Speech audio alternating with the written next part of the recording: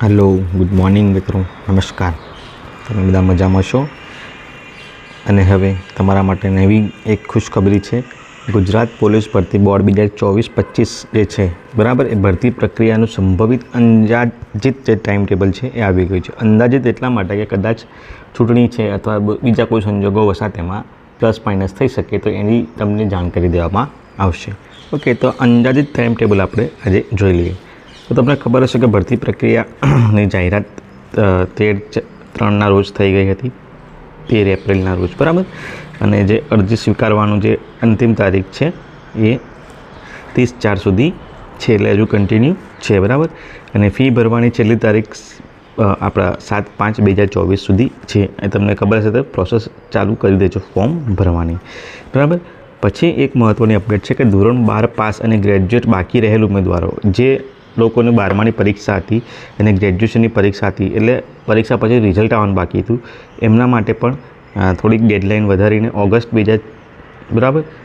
24 સુધી કરી નાખી છે. ઓગસ્ટ અને સપ્ટેમ્બર મહિનામાં તમને એમને ટાઈમ આપવામાં આવશે, વિન્ડો ખોલવામાં આવશે. તો ઓગસ્ટ સપ્ટેમ્બર 24 સુધી તમારે એની ફોર્મ ભરવા માટેની તમારી પ્રોસેસ જે બાકી રહેલા માટે જ, ઓકે, 10મું અને 12મું અને ગ્રેજ્યુએશનમાં જેની બાકી હશે એમની જ લેવામાં આવશે.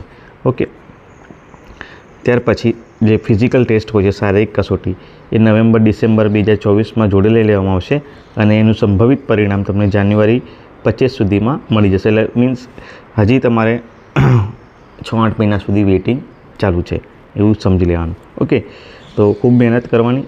ત્યાર પછી છે બિન હથિયારી પોલીસ સબ ઇન્સ્પેક્ટરની જે લેખિત પરીક્ષા છે, એની જે તમે જુઓ તો લેખિત પરીક્ષા તમારે જાન્યુઆરી-ફેબ્રુઆરીમાં આયોજન કરી દેવામાં આવશે. ઓકે, લેખિત પરીક્ષા છે પેપર 1 OMR સ્કેનિંગ, ઓબ્જેક્શન અને ગુણ જાહેર કરવા, જે લેખિત પરીક્ષા લીધા પછી જે બધી પ્રોસેસ બીજા મહિના સુધીમાં પૂરી કરી દેવામાં આવશે.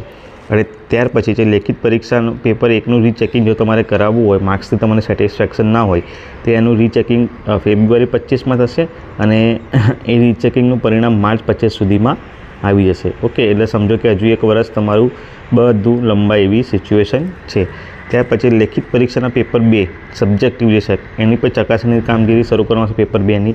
ઓકે, તો માર્ચથી જુલાઈ સુધીમાં 25 જે છે ત્યાં સુધીમાં તમારું જે લેખિત સબ્જેક્ટ જે છે એ પેપર તપાસી લેવામાં આવશે અને એની પણ તમારે રીચેકિંગ કરવું હોય, બરાબર, તો ઓગસ્ટ 25માં ગુણ જાહેર થશે. ઓગસ્ટ 25માં જ તમે રીચેકિંગ માટે અરજી કરી શકો છો અને ઓગસ્ટ 25માં જ, બરાબર, તમારા રીચેકિંગનું લેખિત પરીક્ષાનું પરિણામ આપી દેવામાં આવશે રીચેકિંગ પછી. ઓકે,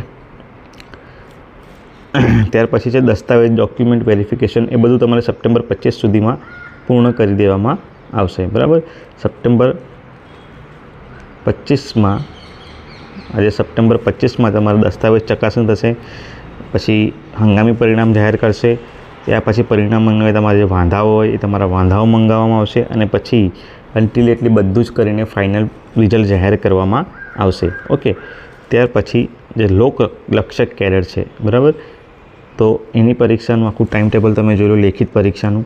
ઓકે, તો એની લેખિત પરીક્ષા પણ ફેબ્રુઆરી 25માં, પરીક્ષાના ગુણ જાહેર કરશે માર્ચ 2025માં, બરાબર. ત્યાર પછી લેખિત પરીક્ષાના ગુણ અંગે તમારે રીચેકિંગ કરવું હોય તો એ રીચેકિંગ કરવા માટે પણ તમારે સમય છે, માર્ચ-એપ્રિલ સુધીમાં તમારે રીચેકિંગનો પ્રોસેસિંગ સમય હશે. ઓકે, ત્યાર પછી છે લેખિત પરીક્ષાનું ગુણ રીચેકિંગ કર્યા પછી પરીક્ષાનું પરિણામ લોકો જાહેર કરશે એપ્રિલ 25માં જ.